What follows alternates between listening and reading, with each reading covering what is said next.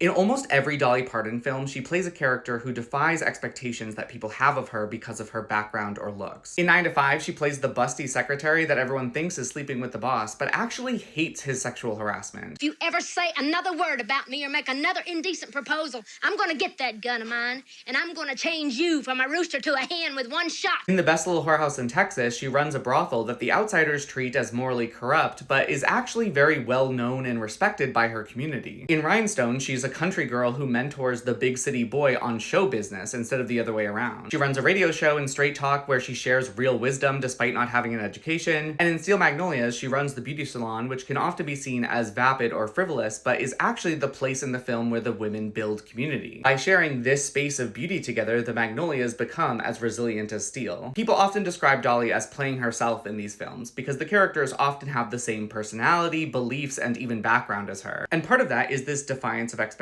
Even with these very roles themselves, people expect Dolly to have campy, over-the-top, exaggerated performances because that's her aesthetic. She wore rhinestones all the time and very openly talked about her body. And it's true that many of these films have a big element of camp and exaggerated humor, especially the later ones in Frank McCluskey CI and Joyful Noise, but Dolly Parton herself almost always gives one of the most grounded performances. We used to sing together, Like we do?